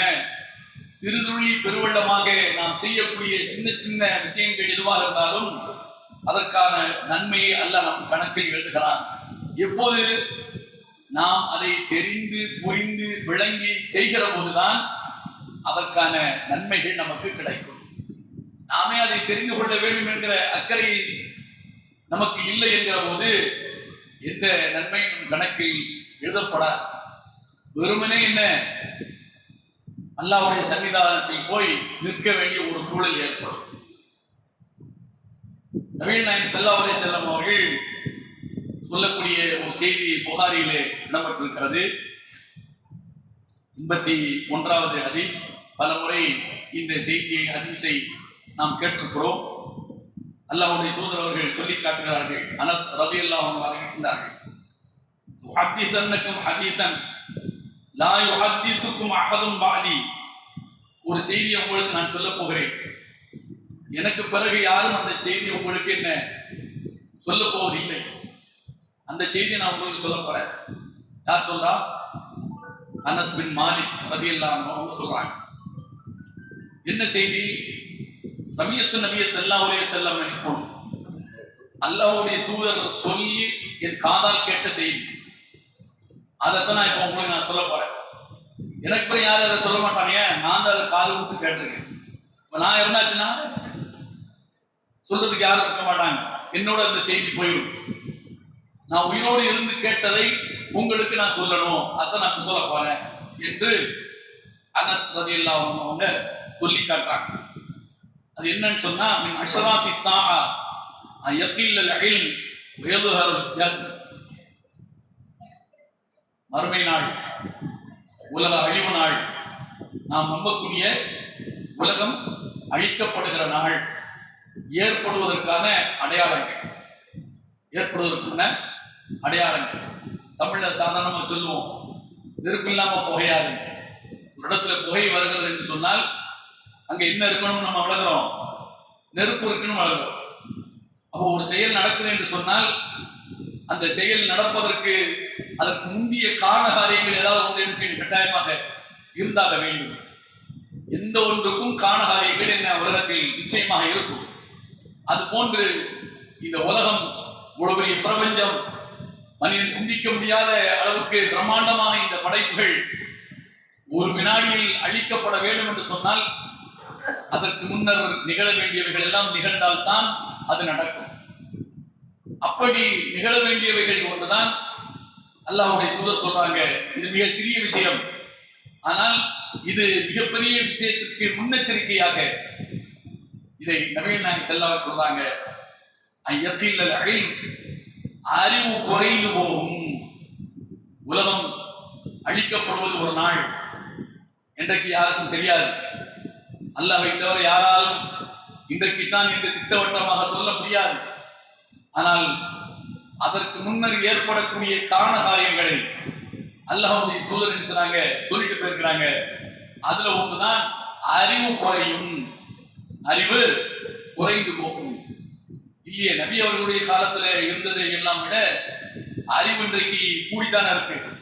இன்றைக்கு தான் என்ன, இந்த நூறாண்டு தான், இந்த நூற்றாண்டு, இன்றைய நூற்றாண்டு தான் அறிவு வளர்ந்திருக்கிறது. இந்த அளவுக்கு மனித அறிவு வளர்ந்திருக்கிறது.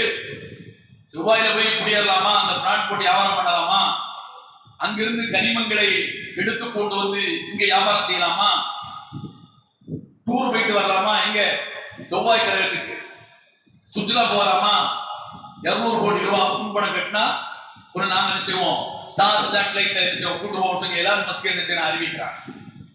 அந்த அளவுக்கு மனித அறிவு குத்தாலயம், கொடைக்கானல், ஊட்டி எல்லாம் தாண்டி செவ்வாய்க்கு என்ன செய்யணும், டூர் போகணும். அந்த அளவுக்கு என்ன மனித அறிவு வளர்ந்திருக்கிறது. செவ்வாய் என்பது எத்தனை கோடி மைல்கள் தொலைவில் இருக்கிறது உங்களுக்கு தெரியாது. ஆனா இங்க இருந்தே என்ன செய்யலாம், கணக்கு போடுறான். அந்த அளவுக்கு விஞ்ஞானம் வளர்ந்திருக்கிறது, மனிதனுடைய கண்டுபிடிப்புகள் வளர்ந்திருக்கிறது. அப்ப அல்லாஹ்வுடைய தூதர் சொன்னது அறிவு குறையும் என்று சொன்னார்களே, அல்லாஹ்வுடைய தூதர் சொல்லி 1450 ஆண்டுகளை தாண்டி விட்டன. அறிவு எங்கு குறைந்திருக்கிறது, அறிவு வளர்ந்துதான் இருக்கிறது. 5 வயசுல என்ன பிஞ்சிலே படுக்கிற மாதிரியான அளவுக்கு என்ன ஐக்கியூ குழந்தைகளுக்கு இப்ப என்ன ரொம்ப கூடி இருக்கு, புத்தி ரொம்ப கூடி இருக்கு. என்ன அந்த அளவுக்கு சாதனங்கள் அவர்களை உருவாக்குகிறது, புத்தி கூறினவர்களாகத்தான் ஆக்குகிறது. அப்ப இறை தூதர் சொன்னது எங்கே, அறிவு எங்கே குறைந்து போயிருக்கிறது, இறை எந்த அறிவில் குறைந்து போயிருக்கிறது சொன்னார்கள், எந்த அறிவில் குறைந்து போகும் என்று சொன்னார்கள் என்றால், அது இந்த உலகத்தை பற்றிய அறிவை அல்லாஹ்வுடைய தூதர் சொல்லவில்லை. அது ஒவ்வொரு காலத்திலும் என்ன, அது ஏறும் இறங்கும், அது ஒரு விஷயமே அல்ல. அல்லாஹ்வுடைய தூதர் சொன்னது இந்த அறிவை குறித்து சொல்லவில்லை. அல்லாஹ்வுடைய தூதர் சொன்ன அறிவு என்பது, ஞானம் என்பது, அது இறைவனுடைய ஞானம், இறை மார்க்கத்துடைய ஞானம், இஸ்லாமத்துடைய ஞானம், குர்ஆனுடைய ஞானம். இதெல்லாம் என்ன கொஞ்சம் கொஞ்சமாக என்ன குறைந்து போகும், கொஞ்சம் கொஞ்சமாக குறைந்து போகும். யஸ்புத்துல் ஜஹல், இறைத்துவர் சொல்றாங்க, அறியாமை தான் நிலைத்திருக்கும், அறியாமை தான் நிலைத்திருக்கும். அப்ப அறிவு இல்லை இந்த இடத்துல எது இருக்கும், அறியாமை தான், மூடத்தனமும் முட்டாள்தனமும் தான் என்ன செய்யும், நிலைத்திருக்கும். அப்ப உலகத்தில் முஸ்லிம்கள் என்று இருப்பார்கள், அவர்களிடத்துல எந்த அறிவும் இருக்காது, இஸ்லாம் சார்ந்த அறிவு இருக்காது. பெயரில் முஸ்லிமா இருப்பார்கள், மூடர்களாக முட்டாள்களாக இருப்பார்கள். இஸ்லாமுக்கும் அவர்களுக்கும் எந்த தொடர்பு இருக்காது, சம்பந்தம் இருக்காது. அப்படின்னா என்ன அர்த்தம், இஸ்லாமிய அவர்கள் கற்றிருக்க மாட்டார்கள். கற்றால் தானே அந்த அறிவை தான் தெரிந்ததை மற்றவர்களுக்கு சொல்வார்கள். கற்பதின் மூலம்தான் அறிவு என்று அன்னை ஆயிஷா ரலியல்லாஹு அன்ஹா சொல்றாங்க. இந்த தஅல்லும், அறிவு என்பது கற்றுக்கொள்வதன் மூலம் தான் இருக்கிறது. அல்லாஹ்வுடைய தூதருக்கு அல்லாஹ் கற்றுக் கொடுத்ததால் தான் இந்த அறிவு அவர்களுக்கு வந்தது. இந்த குர்ஆன் ஞானம் அல்லாஹ் ஜிப்ரீல் அனுப்பி அல்லாஹ்வுடைய தூதருக்கு கற்றுக் கொடுக்கவில்லை என்று சொன்னால் இந்த அறிவு அவர்களுக்கு கிடைத்திருக்குமா? இந்த பொக்கிஷம் குர்ஆன் அவர்களுக்கு தெரிந்திருக்குமா? இஸ்லாமை தெரிந்திருப்பார்களா? அவர்கள் தெரிந்திருக்க மாட்டார்கள். 40 ஆண்டுகளா தெரியாத ஒன்றை 40வது ஆண்டில் எப்படி தெரிய முடிந்தது? அல்லாஹ் அவர்களுக்கு என்ன செய்கிறான், கற்றுக் கொடுத்தார், அறிவை ஊட்டினார். அல்லாஹ்வுடைய தூதருக்கு மட்டுமல்ல, உலகில் மிக பிரம்மாண்டமான படைப்புகள் எல்லாம் விட்டு மனித படைப்பை என்றைக்கு அல்லாஹ் ஆதம் என்கிற மனிதன் இருந்து துவக்கினானோ அன்றைக்கு இந்த அறிவை ஆதமுக்கு அல்லாஹ் செய்கிறான். அல்லம ஆதமல் அஸ்மா குல்லஹா, அல்லாஹ் சொல்கிறான், ஆதமுக்கு அனைத்தை பற்றிய அறிவை அல்லாஹ் கற்றுக் கொடுத்தான். அல்லமல் இன்சான மாலம் யாலம், மனிதனுக்கு தெரியாதவைகளை எல்லாம் அல்லாஹ் தான் கற்றுக் கொடுத்தான். அல்லாஹ் தான் ஆசான், அல்லாஹ் தான் ஆசான். அல்லாஹ் ஆதமுக்கு கற்றுக் கொடுத்ததை போல அவர் வழியில் வந்த இறை தூதர்களுக்கு அல்லாஹ் அறிவை ஊட்டியதைப் போல அல்லாஹ்வுடைய தூதருக்கும் அல்லாஹ் அறிவு ஞானத்தை என்ன செய்கிறான்? குர்ஆன் வழியாக நபி அவர்களுக்கு குர்ஆன் வழியாக அல்லாஹ் ஊட்டுகிறான். நபி அவர்களுக்கு உள்ளத்தில் போடுவதன் வழியாக, உள்ளத்தில் உதிக்க செய்வதன் வழியாக அல்லாஹ் அறிவு ஞானத்தை அல்லாஹ்வுடைய தூதருக்கு ஊட்டுகிறான். அப்ப இந்த அறிவு கொஞ்சம் கொஞ்சமாக காலங்கள் செல்ல செல்ல மனிதனிடமிருந்து விடுபட்டு போகும், அறிவு இல்லாமல் போகும். அறிவு இல்லை என்று சொன்னால் அறியாமை தான் நிலைத்திருக்கும்.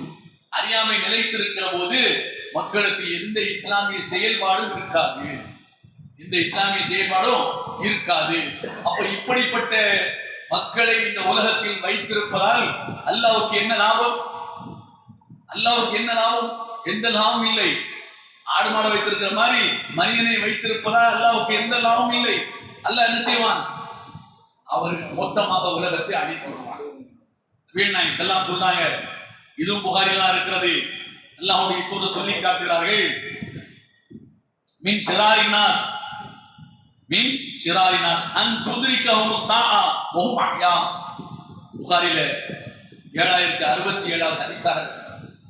மக்களிலேயே ஆக கெட்டவர்கள், கேடு கெட்டவர்கள், மக்களிலேயே ஆக கேடு கெட்டவர்கள் யார் என்று சொன்னால், யார் உயிரோடு இருக்கும் போது உலகம் அழிகிறதோ அந்த மக்கள் தான் கெட்டவர்கள்.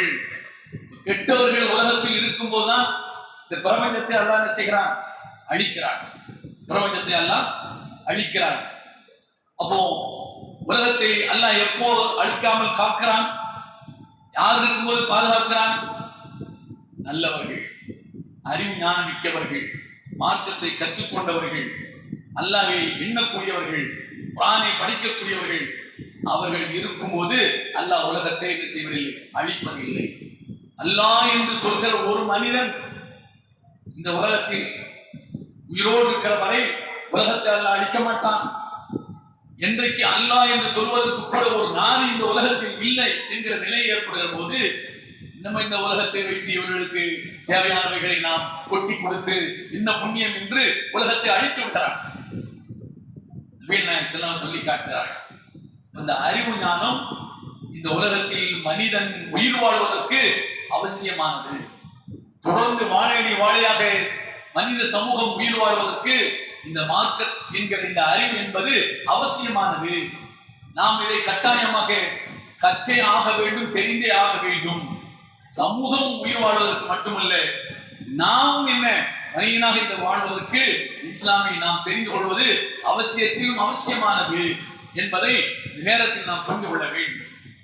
நபிகள் ஸல்லல்லாஹு அலைஹி வஸல்லம் அவர்கள் காலத்தில் இன்றைக்காவது என்ன இருந்த இடத்துல இருந்து நாம் என்ன செய்யலாம்? எல்லாவற்றையும் தெரிந்து கொள்ளலாம்.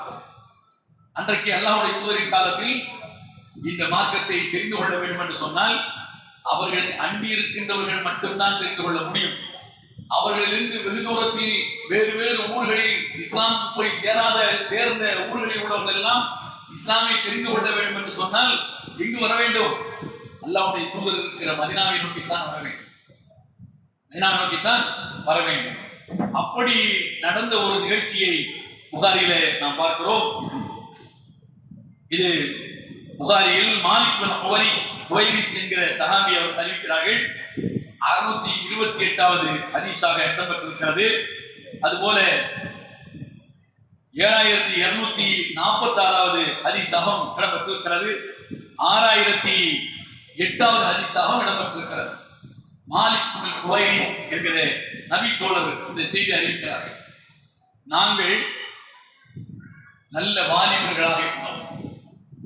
ஒரு குறிப்பிட்ட எண்ணிக்கை இளைஞர்கள், குறிப்பிட்ட எண்ணிக்கை கொண்ட இளைஞர்கள் நாங்கள் முத்தகாரிபூன நானும் ஷைபத்துன் முத்தகாரிபூன் வாலிப பருவத்தை நெருங்கிய இளைஞர்கள்.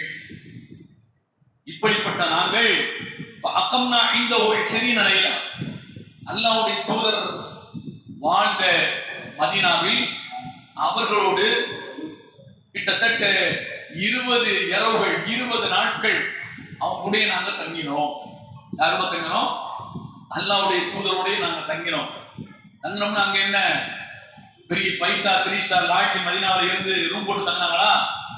இல்ல பள்ளிவாசல படுத்துவாங்க, அவ்வளவுதான். பள்ளிவாசலுக்கும் இறை தூதருடைய வீட்டுக்கும் இடையில ஒரு ஈச்சம் பாய்தான் என்ன செய்யும், தொங்கும். 10 அறையில அல்லாஹ்வுடைய தூதருடைய வீடு, பாயை கட்டி நாளை விட்டுருப்பாங்க. அதான் என்ன டோரு, அதான் கதவு. பாயை தூக்கியாச்சுன்னா நேர பள்ளிவாசலுக்கு உள்ள வந்துருவாங்க. பள்ளிவாசலுக்கு உள்ள போயாச்சுன்னா பாயை கிழித்து விட்டுருவாங்க, அவ்வளவுதான். அப்போ பள்ளியில் தான் நாங்கள் தங்கினோம். 20 பேர் தங்கணும். 20 பேருக்கு சாப்பாடு யாராவது கொடுத்தா சாப்பிடுவாங்க. பக்கத்து ஹோட்டல் ஆகணுமா? இல்ல. அந்த காலகட்டத்தில் விருந்தாளிகளாக யாரு சொந்த ஊர்ல இருந்து வேற ஊருக்கு வர்றாங்களோ அந்த ஊர்க்காரங்க அந்த விருந்தாளிகளை கவனிக்க வேண்டிய கடமையும் கட்டாயமா அவங்களுக்கு என்ன செய்யணும், உணவு கொடுக்கணும். அந்த மாதிரி விருந்தாளிகளாக நாங்க தங்கணும். என்ன எங்களுக்கு யாராவது கொண்டு வந்தாலும் சாப்பிட்டு அங்கே நாங்க நினைச்சோம். 20 நாட்கள் தங்கினோம். 20 நாட்கள் நாங்க தங்கினோம். அதுக்கப்புறம் ஒரு ஆள் முகத்தை இறை தூதர்கள் பார்க்கிறார்கள். ஏன்னா நாங்களாம் என்ன முத்தகாரிமூன சைபா, நானும் சைபத்தும் முத்தகாரிமூன், வாலிபத்தை அடைந்த இளைஞர்கள். இப்ப எங்க மோத்த இறை தூதர் பார்க்கிறார்கள். ஏன்னா 20 நாளா குடும்பத்தை விட்டு வந்து இங்க வந்து என்ன செய்றாங்க, அவங்க பள்ளிவாசல்ல இருக்கிறாங்க. அப்போ குடும்பத்தை பற்றிய சிந்தனை, குடும்பத்தை பற்றிய அந்த தேட்டம் நாட்டம் அவர்களுக்கு என்ன ஏற்பட்டு விட்டதை நபி அவர்கள் முகத்தையும் என்ன செய்றாங்க, கணிக்கிறாங்க. கணிச்சதுக்கு பிறகு நபிகள் நாயகம் ஸல்லல்லாஹு அலைஹி வஸல்லம் அவங்க சொல்றாங்க, நீங்க எல்லாரும் என்ன உங்க வீட்டுக்கு போங்க அப்படிங்கிறாங்க. ஏன்னா ஒரு மாதத்துல 2 பங்கு இங்க இருந்தாச்சு. 10 நாள் தான் என்ன அந்த மாதத்துல மீது எங்க இருக்கு. 20 நாள் என்ன தாக்கு பிடிச்சாச்சு.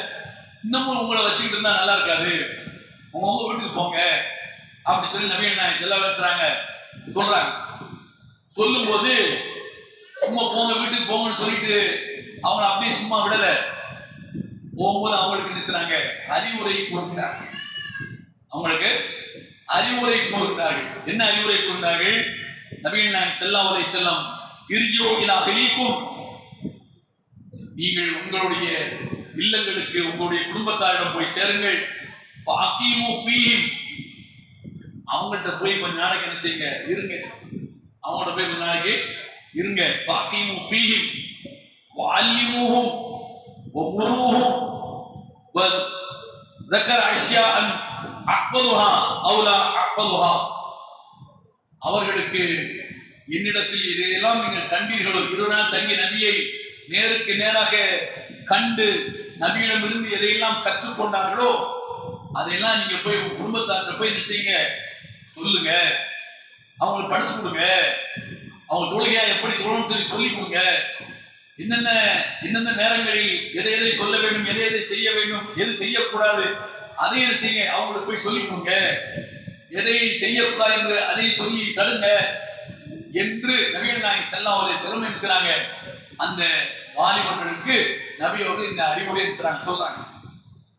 அதுல சொல்றாங்க, சல்லு கமா ரஅய்துமூனி உஸல்லி, சல்லு கமா ரஅய்துமூனி உஸல்லி, என்னை 20 நாளாக இந்த பள்ளியிலேயே தங்கி நான் எப்படி தொழுகிறேன் என்பதை நீங்கள் கண்காணித்திருக்கின்றீர்கள், இடமிருந்து அதை கற்றிருக்கின்றீர்கள். இந்த தொழுகை எப்படி தொழ வேண்டும் என்று உங்க குடும்பத்துக்காரங்களுக்கு தெரியாது. அவங்களுக்கு இஸ்லாம் தெரியாது, இஸ்லாமிய நடைமுறைகள் தெரியாது. என்னிடமிருந்து நீங்கள் சிலவற்றை 20 நாட்கள் கற்றிருக்கிறீர்கள். எல்லாத்தையும் மொத்த இஸ்லாமிய நீங்க கற்றுக்கிட்டீங்க நான் சொல்ல இல்லை. 20 நாளில் தெரிந்ததை அவர்களுக்கு போய் நீங்க என்ன செய்யுங்க, சொல்லிக் கொடுங்க. தொழுகை இப்படி தொடர்ந்து சொல்லி என்ன செய்யுங்க, படிச்சு கொடுங்க என்று நபிகள் நாயகம் ஸல்லல்லாஹு அலைஹி வஸல்லம் அவர்கள் அந்த இளைஞர்களுக்கு என்ன செய்றாங்க, சொல்லி அனுப்புறாங்க. இப்படித்தான் இஸ்லாமிய நடைமுறை, இஸ்லாமிய வாழ்வியல், இஸ்லாமிய பண்பாடு நெறிமுறை இப்படித்தான் அங்கிருந்து நமக்கு கடத்தப்பட்டிருக்கிறது. என்னிடமிருந்து ஒரு செய்தியை அதைத்தான் குறிப்பிட்டார்கள் அல்லாஹ்வின் தூதர் அவர்கள் இறுதி உரையிலே சொன்னார்கள். என்னிடமிருந்து ஒரு செய்தியை கேட்டிருந்தாலும் அதை நீங்க மற்றவர்களுக்கு என்ன செய்யுங்க, கொண்டு சேர்த்துருங்க. அதைத்தான் அனஸ் ரலியல்லாஹு அன்ஹு சொல்றாங்க, நான் இப்போ சொல்லக்கூடிய இந்த செய்தி நான் சொல்லலன்னா எனக்கு பிறகு யாரும் உங்களுக்கு சொல்ல மாட்டாங்க. ஏன், நான் தான் அல்லாஹ்வுடைய தூதர் சொல்லி நான் என் காதால் கேட்டிருக்கிறேன். அதை கடமையாக தோழர்கள் செய்தார்கள். ஏன் செய்தார்கள்? கேட்டவர்களை விட கேட்காமல் இருக்கின்றவர்கள்ட்ட நாம கேட்ட செய்தியை கொண்டு போய் சொல்லுகிற போது ரொம்ப கவனமா கேட்பாங்க. இப்ப நம்ம உட்கார்ந்து கேட்கிறோம், புள்ள இந்த பக்கம் ஈங்குது, அந்த பக்கம் ஆங்குது, அதையும் பார்த்துக்கிறோம் இங்கேயும் பார்த்துக்கிறோம், பாதியை கேட்கிறோம் பாதியை கேட்கிறேன், எல்லாம் நடக்குதா இல்லையா? ஏன்னா இந்த பக்கம் திரும்புறோம் அந்த பக்கம் திரும்புறோம், என்னங்க சொன்னாங்கன்னு சொல்லி அவங்க விட நல்ல சொன்னாரு அவரு, இவர் நல்ல சொன்னாரு, என்ன சொன்னாரு, நல்ல சொன்னார தவிர வேற ஒண்ணு தெரியாது. ஆனா ஒரு செய்தியை ஒழுங்காக நாம கேட்டு நம்ம அங்க போய் வீட்டுக்கு போனதுக்கு அப்புறம் திணையில உட்கார்ந்து மேல உட்காரு கீழே உட்காரு கழிவு ஊட்டாம இந்த மாதிரி ஒரு செய்தியை சொன்னாங்க, ஹதீஸ்ல எப்படி இருக்குன்னு சொன்னாங்க, அல்லாஹ் குர்ஆன்ல அப்படி சொல்லிருக்கான்னு சொன்னாங்க என்று ஒரு செய்தியை நீங்க அண்டை அயலாருக்கு உங்க குடும்பத்தாருக்கு நீங்கள் சொல்வீர்கள் என்று சொன்னால் அவங்க என்ன செய்வாங்க, ரொம்ப காது கொடுத்து கேட்பாங்க. நீங்க பாதுகாப்பதை விட ரொம்ப கடுமையாக அதை அவர்கள் பாதுகாத்துக் கொள்வார்கள் சொன்னாங்க. அப்படி பாதுகாக்கப்பட்ட இந்த மார்க்கம் தான் நமக்கு சேர்ந்திருக்கிறது. இந்த மார்க்கத்தை இதை நம்ம சின்ன பிள்ளைங்களை நம்ம மாசாக அனுப்பிடுறோமா, இதை அவங்க போய் படிச்சுட்டு வரணும் என்பது மட்டுமல்ல, அவங்களும் படிக்கணும் நீங்களும் படிக்கணும். ஏன் அவங்க செய்யறதுக்கு நாளைக்கு அல்லாஹ்விடத்தில் அவங்களுக்கு தான் அல்லாஹ் கூலி எடுப்பான், நன்மையை தரும். இவங்க செய்யறதுக்கு அவங்களுக்கும் அவங்க செய்யறதுக்கு இவங்களுக்கும் அல்லாஹ் என்ன செய்ய மாட்டான், தரமாட்டான். அப்ப நாம செய்யக்கூடிய செயலுக்கு நாம அல்லாஹ்விடத்தில் முழுமையான கூலியை பெற வேண்டும் என்று சொன்னால் நாம் செய்யக்கூடிய செயலை இஸ்லாம் எப்படி நமக்கு சொல்கிறது, எப்படி செய்ய வேண்டும் என்று சொல்கிறது, எப்படி நடக்க வேண்டும் என்று சொல்கிறது என்பதை நாமும் கற்றுக்கொள்ள வேண்டும். ஒவ்வொருவரும் கற்றுக்கொள்ள வேண்டும். நாங்களும் இன்று வரை படித்துக் கொண்டுதான் இருக்கிறோம், நீங்களும் படிக்க வேண்டும். நாங்க ஒரு கட்டத்தை தாண்டி விட்டோம் என்று சொன்னால் நீங்கள் அடுத்த கட்டத்திற்கு வர வேண்டும். இப்படி நாம் சார்ந்திருக்கிற இந்த மார்க்கத்தின் சித்தாந்தங்களை, கோட்பாடுகளை, நடைமுறைகளை நாம் வயது அதற்கு ஒரு தடையே இல்லை. சாகர வரை நாம் தெரியாத விஷயங்களை தெரிந்து கொள்வதற்கு எந்த தடையும் இல்லை. இஸ்லாமை பொறுத்தளவில் தெரிந்துதான் ஒவ்வொன்றையும் செய்ய வேண்டும். தெரியாமல் செய்கிற எந்த ஒரு செயலையும் அல்லாஹ் ஏற்றுக்கொள்வதில்லை, அதற்கு நன்மையை தருவதில்லை என்ற அடிப்படையில் இங்கு சிறுவர்களுக்கும் நாங்கள் மதரசாக்களை, பாதர் பள்ளிகளை நாங்கள் நடத்துகிறோம். அவர்களுக்கு தேவையான செய்திகளை நாங்கள் சொல்கிறோம். பெரியவர்கள், வீட்டில் இருக்கக்கூடிய பெண்கள், அவங்க தினசரி அவங்களால வர முடியாது. இங்கு சகோதரிகள் சான்றிதழ் வாங்கக்கூடிய நிலையில் உள்ள சகோதரிகள் சொன்னார்கள், எங்க வீட்டுகளையும் பார்க்கணும், எங்க பிள்ளைங்களுக்கு நாங்கள் பராமரிக்கணும், சமைக்கணும், துவைக்கணும், தூக்கணும், எல்லாத்தையும் பார்த்துக்கிட்டு ஒரு மணி நேரம் நாங்கள் இங்கு வர வேண்டும்.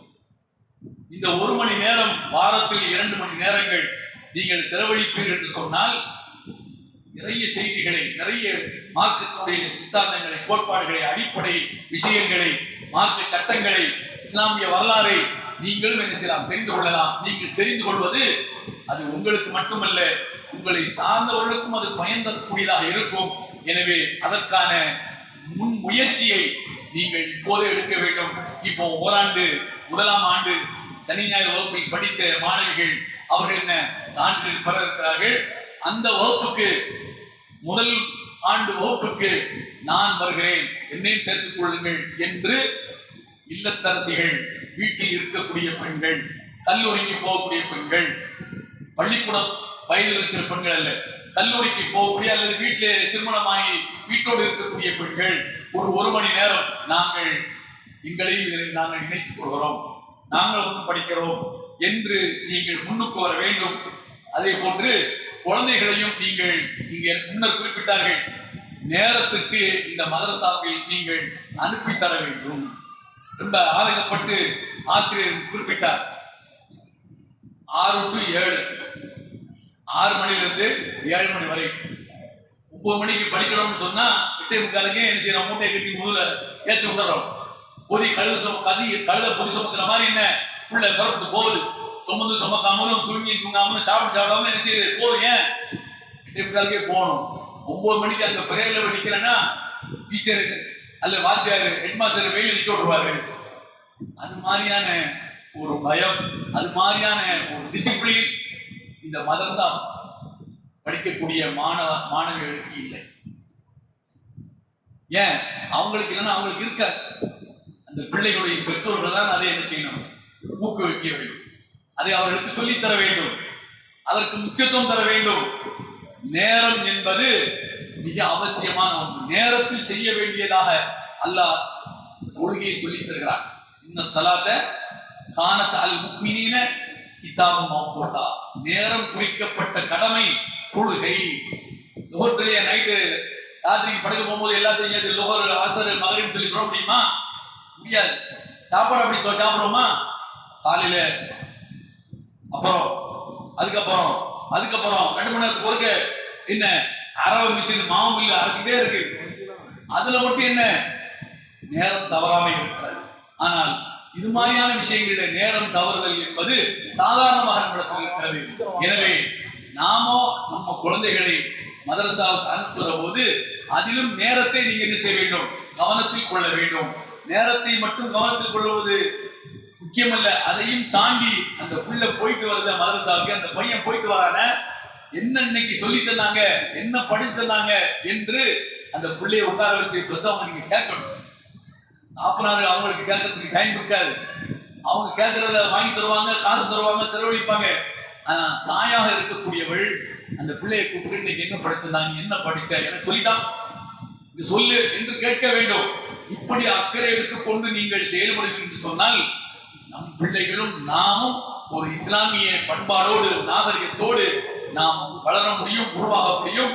அதற்கு துணையாக நம்முடைய ஜாமியா நஜாஹ் இருக்கிறது என்று கூறி என் வார்த்தைகளை முடித்துக் கொள்கிறேன். எல்லா பொருட்களுக்கு வாகனம் இல்லை பிரபலா.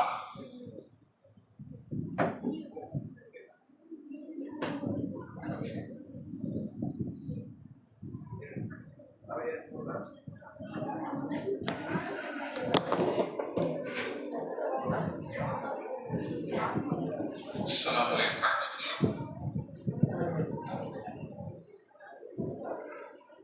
பட்டம் வழங்கும் நிகழ்ச்சி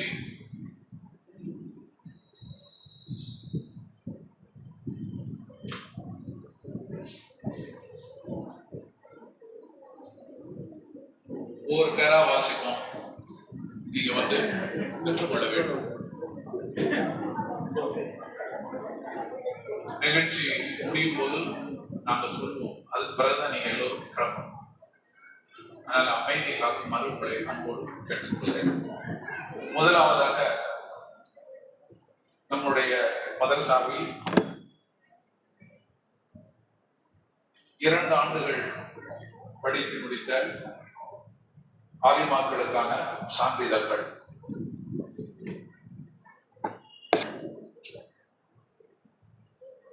அப்ரோஸ்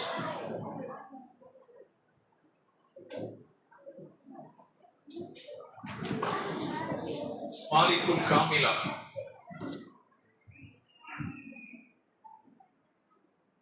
எஸ்ஏ சாஜிதா முஹ்சினா,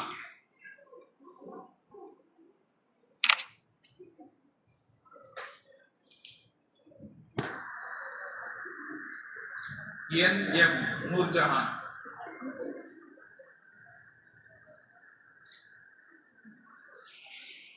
ஏ மெஹராஜ்,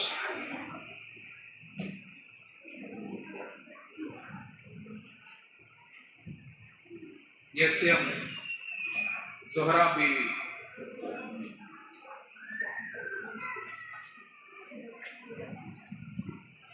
एम बीमा,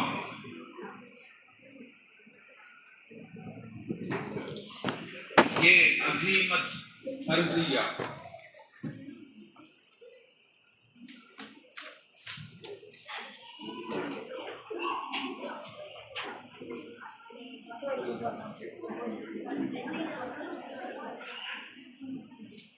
एम आयशा,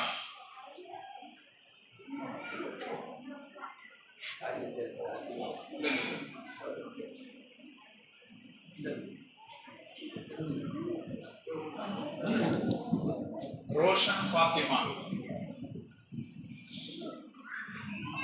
मुहीदीन मीरा,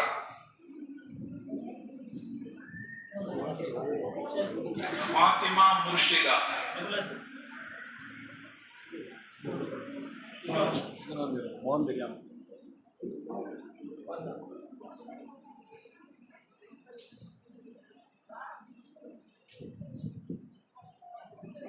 टी के नूरजहां, BA ஜமீலா பானு.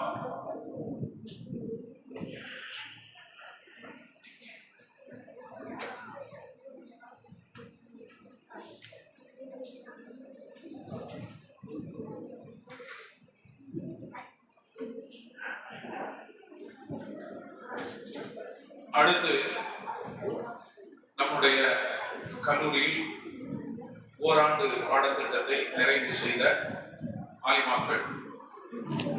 இதுல ஒருவர் இங்க வரல, அவருக்கு பதிலாக அவருடைய உறவினர் அல்லது தாயார் வாங்கிக்குவாங்க. அவங்க பேர் சொல்லும் போதும் அவங்க இங்கு வரணும். முதலாவதாக Ramjan PV SA.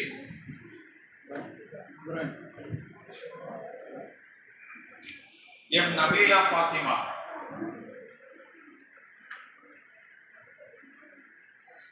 AA Asha Banu.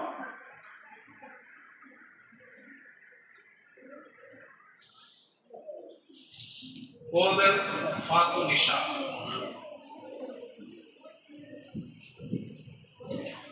M Tahiratul Mariam.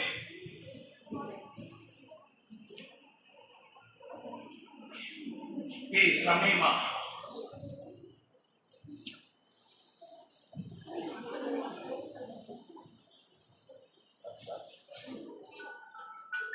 Junaida Banu.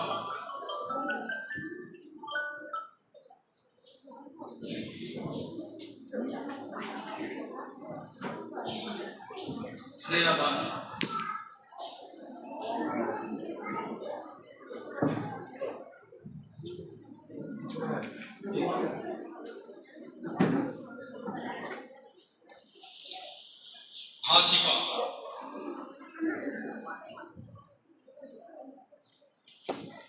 Asma.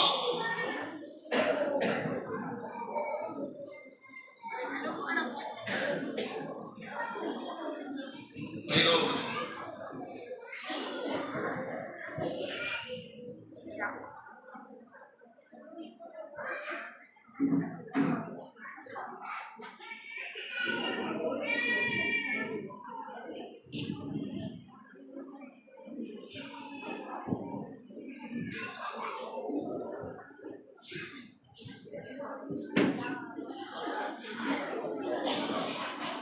இந்த சான்றிதழ் வழங்கும் நிகழ்ச்சி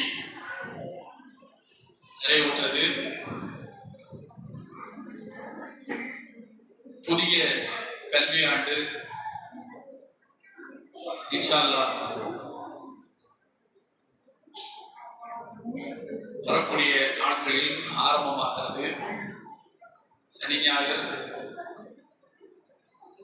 7 மணியிலிருந்து காலை 8 மணி வரை நடைபெறக்கூடிய முதல் வகுப்பில் 1ஆம் ஆண்டு வகுப்பில் பயில வேண்டும் என்ற ஆர்வம் உள்ளவர்கள் எழுத படிக்க தெரிந்தால் மட்டும் போதும். அவர்கள் அதற்கான விண்ணப்பத்தை நம்முடைய அலுவலகத்தில் பெற்று நீங்கள் இதை பூர்த்தி செய்து அலுவலகத்தில் நீங்கள் கொடுக்க வேண்டும்.